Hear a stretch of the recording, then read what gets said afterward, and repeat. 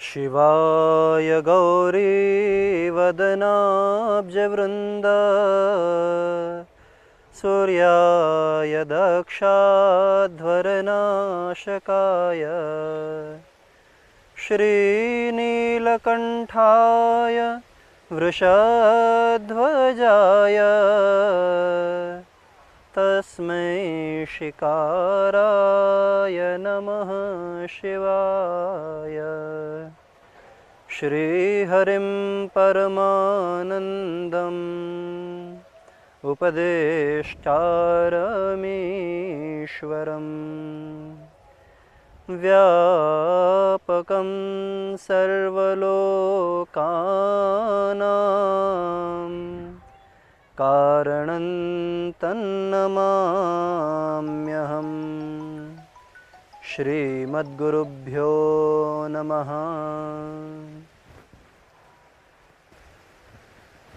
श्री हरि मंदिर में विराजित श्री हरि सहित श्री चंद्रमौलीश्वर सहित सभी देव विग्रहों के चरणों में दंडवत प्रणाम। पूज्य सद्गुरुदेव के पावन चरणों में प्रपन्नता पूर्वक प्रणाम। आप सभी जो शिव तत्व को जानने के, शिव तत्व को प्राप्त करने के लिए समुत्सुक हैं, ऐसे आप सभी हरि भक्तों को, हर भक्तों को सादर सप्रेम जय श्री कृष्ण, हरिओम। भगवान सदाशिव का, उनकी आराधना का महापर्व यानी श्रावण मास, श्रवण मार्ग के द्वारा उस शिव तत्व को अपने हृदय में उजागर करने का ये सुअवसर यानी श्रावण मास। श्रवण करते हुए और उस अपने शिव मार्ग को, अपने कल्याण के मार्ग को, कल्याण पथ को प्रशस्त करने का यह पावन काल यानी श्रावण मास। और इस परम पवित्र काल में, इस श्रावण मास में हम सभी मानो श्रवणोत्सव मना रहे हैं। कितना अच्छा शब्द है ना, श्रावण में श्रवणोत्सव। अभी 12 दिनों तक लगातार आदरणीय विपुल कृष्ण शास्त्री जी ने हमें 12 ज्योतिर्लिंगों की रसमयी पुण्यमयी कथा का श्रवण करवाया और आगे गुरुदेव के पावन मुख से कथा शिव गंगा निसृत होने वाली है। हम सभी उसका रसपान करेंगे। तो और इसी बीच में ये सब सत्संग हम कर रहे हैं, तो हम उत्सव ही तो मना रहे हैं ना, श्रवणोत्सव मना रहे हैं। तो इस क्रम में हमें आज जिस विषय पर चर्चा करनी है वो है श्री रामचरितमानस में शिव महिमा। जी हाँ, रामचरितमानस में भगवान शिव की महिमा कुट कुट कर भरी हुई है। यहाँ तक कि जब रामचरितमानस का प्रारंभ होता है तब नियम के अनुसार तो भगवान गणपति को, सरस्वती जी को प्रणाम किया गया, लेकिन उनको प्रणाम करते ही तुरंत भगवान शिव की, भवानी शंकर की वंदना का श्लोक आता है। आप सभी सत्संगी हैं, श्लोक से आप परिचित हैं ही। भवानी शंकरो वंदे श्रद्धा विश्वास रूपिणो याभ्यां विना न पश्यन्ते सिद्धाः स्वान्तः स्थमीश्वरम्। भवानी शंकर को प्रणाम किया जो कि श्रद्धा विश्वास स्वरूप हैं। और तुरंत बाद ही जो श्लोक है उसमें गुरुदेव को प्रणाम किया है। लेकिन कैसे गुरुदेव? वंदे बोधमयं नित्यं गुरुं शंकर रूपिणम। गुरुम शंकर रूपिणम, शंकर की तरह वो गुरु हमारे हृदय के अंधकार को, अज्ञान अंधकार को नष्ट करते हैं, इसीलिए शंकर स्वरूप गुरु को प्रणाम किया है। तो देखिए, और आखिरी वाला जो रामचरितमानस का अंतिम वाला श्लोक है उसका अगर हम दर्शन करें तो कह रहे हैं पुण्यम पापहरम सदा शिवकरम। अंत भी शिव तत्व से, प्रारंभ में भी भगवान शिव की महिमा, अंत में भी शिव की महिमा, और बीच में तो भगवान शिव का प्रणाम, उनका स्तवन बीच बीच में हर अपने को कदम कदम पर प्राप्त होता है। तो कहने का मतलब इस राम कथा में, इस रामचरितमानस में वैसे देखा जाए तो रामचरितमानस की भूमिका इस शिव तत्व पर ही आधारित है। रामचरितमानस की राम कथा की भूमिका ही सदाशिव है। और जब मैं भूमिका कह रहा हूं तब ये बात ध्यान रहे कि किसी भी ग्रंथ की भूमिका बड़ी महत्वपूर्ण होती है, क्योंकि उस ग्रंथ का संपूर्ण परिचय सूत्रात्मक तरह से, सूत्रात्मक तरीके से हमें भूमिका में प्राप्त होते हैं। तो चाहे बात किसी व्यक्ति की हो या बात किसी ग्रंथ की हो, भूमिका बड़ी महत्वपूर्ण होती है।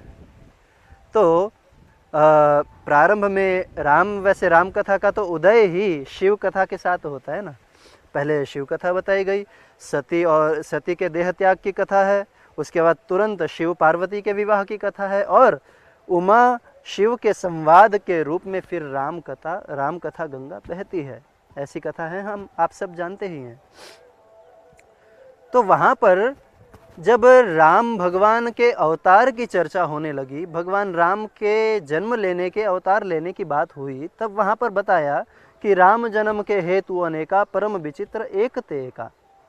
तो वहाँ पर भगवान राम के अवतार लेने के बहुत सारे कारण बताए गए हैं। कहीं पर जय विजय के श्राप की कथा है, कहीं राजा प्रताप भानु के श्राप की कथा है, कहीं मनु शतरूपा को आशीर्वाद की कथा है। उसी तरह वहाँ पर नारद जी को मोह हो आया है, नारद जी को अभिमान हो आया है, उसकी कथा है। और यह भी एक कारण है भगवान राम के अवतार लेने का। राम की कथा में ही हम शिव तत्व को जानने का प्रयास कर रहे हैं, इसलिए ये कथा मैं आपको शॉर्ट में बताऊं तो नारद जी तप करने के लिए गए हैं, वहाँ पर उन्होंने कामदेव के ऊपर विजय प्राप्त की है, और इस बात का उन्हें अभिमान हो आया। शिव जी के पास गए और शिव जी के पास जाकर के और पूरी अपने काम विजय की कथा गा सुनाई।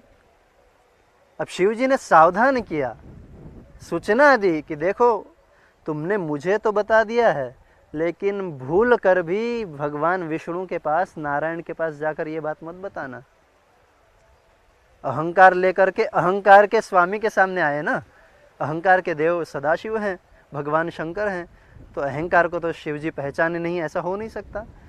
तो सावधान किया, लेकिन नारद जी को ऐसा लग रहा है कि शिव जी को शायद ये बात रुच नहीं रही कि मैंने काम पे विजय प्राप्त की, क्योंकि स्वयं क्रोधित होकर के और कामदेव को भस्म किया था, और मुझे तो क्रोधित भी नहीं होना पड़ा, ऐसा अभिमान है। हाँ, एक बात और जो मेरे पढ़ने में आई है कि नारद जी जिस जगह पर तप कर रहे थे, उस जगह को, उस तपोस्थली को वरदान दिया है शिव जी ने कि उस स्थान पर कामदेव अपनी कोई असर छोड़ नहीं पाएंगे, इसीलिए नारद जी के ऊपर कामदेव अपना असर नहीं छोड़ सके।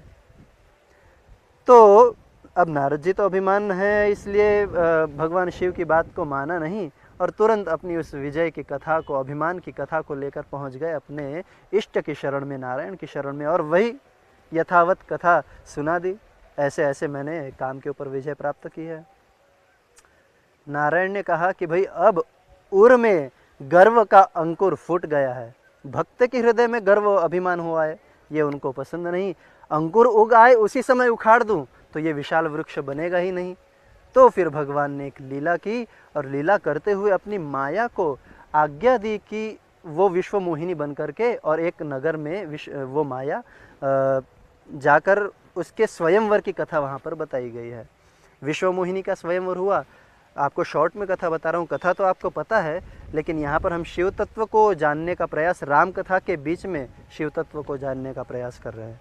तो विश्व मोहिनी को देखकर उसके स्वरूप में उनका मन मोहित हो गया नारद जी का, इसलिए अब नारद जी ने सोचा कि अब मुझे विवाह करना है तो इससे ही, विश्व मोहिनी अगर किसी का पाणी ग्रहण करे तो मेरा ही करे। मन में अभिलाषा तीव्र हो गई, और फिर विश्व मोहिनी जैसी सुंदरी को वरना है तो क्या करूं, सुंदर स्वरूप चाहिए, और ऐसे सुंदर कौन है? बोले ऐसे सर्वांग सुंदर तो हमारे श्री हरि ही हैं। सुंदर गोपालम उर्वन मालम नयन विशालम दुख हरम। तो भाई जिसके पास सुंदरता है उसी के पास जाकर के सुंदरता की मांग की जाए। हरिसन मागो सुंदरताई, गए भगवान की शरण में और जाकर के ये बात कह दी। भक्त की ये बात बहुत अच्छी है कि वो अपनी हर एक बात अपने भगवान से शेयर करता है। तो वहाँ पर उन्होंने सुंदरता की मांग की, लेकिन इस बीच नारद जी ने एक बड़ी अच्छी बात वहाँ पर कही, और ये बात हर एक भक्त के मन में रहे। उन्होंने कहा कि मेरे लिए जो अच्छा हो, जो श्रेष्ठ हो वो आप कीजिएगा। और नारायण ने भी वही कहा कि नारद तुम्हारे लिए जो ठीक होगा वही मैं तुम्हारे लिए करूँगा। अगर रोगी कुपथ्य की मांग करे तो उसे वैद्य नहीं देता, क्योंकि उसके लिए वो श्रेयस्कर नहीं है। इसलिए तुम्हारे लिए जो ठीक होगा वो मैं करूँगा। और आगे की कथा आपको पता है कि वानर का मुख लेकर के और वो स्वयंवर में जाते हैं। नारद जी का उपहास होता है, बड़े ही क्रोधित होते हैं। क्रोधित होकर के और भगवान नारायण के पास जाकर बहुत ही बड़े भले बुरे वचन कह दिए नारायण को। और फिर अंत में तो इतना क्रोध आया कि श्राप दे बैठे। श्राप दिया तो भगवान ने मुस्कुराया, मुस्कुरा करके माया का पर्दा हटाया, माया को हटने के लिए कहा। और जैसे ही माया हटी, माया का पर्दा हटा, वैसे ही नारद जी चौकन्ने भौचक्के हो गए। अरे मैंने ये क्या कर दिया? मेरे जो इष्ट थे, जिनका मैं ध्यान करता हूँ, जिनको भजता हूँ, उन्हीं को मैंने श्राप दे दिया।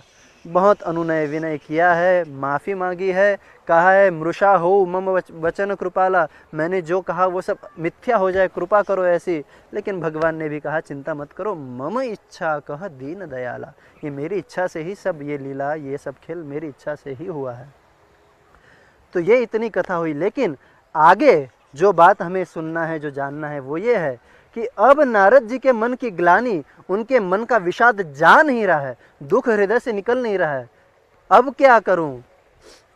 तो वहाँ पर नारद जी को भगवान नारायण ने कहा कि तुम्हारे हृदय से अगर तुम्हें विषाद को दूर करना है तो जो सबसे मेरे प्रिय हैं, अत्यंत जो प्रिय हैं, कौन?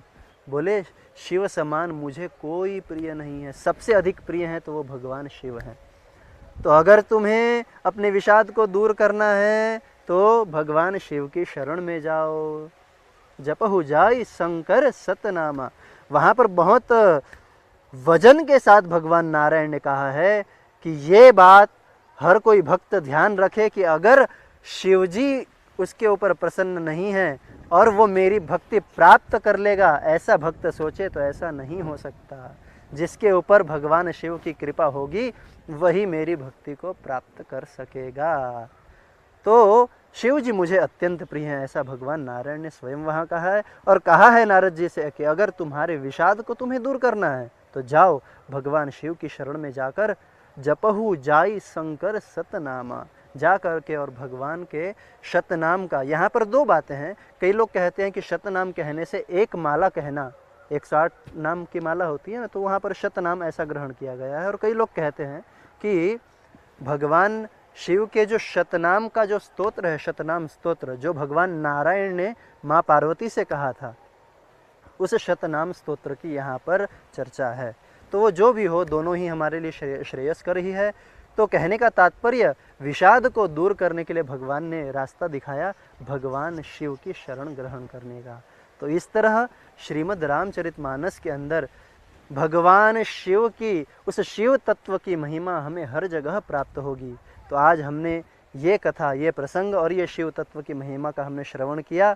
और भी जो कथाएं हैं, और भी जो रामचरितमानस में शिव तत्व को प्रकट किया गया है, उसका हम दर्शन करेंगे। आज के वाक पुष्प को सदाशिव चंद्रमौलीश्वर की शरण में हम अर्पित करें। आप सभी को जय श्री कृष्ण, हरिओम, ओम नमः शिवाय।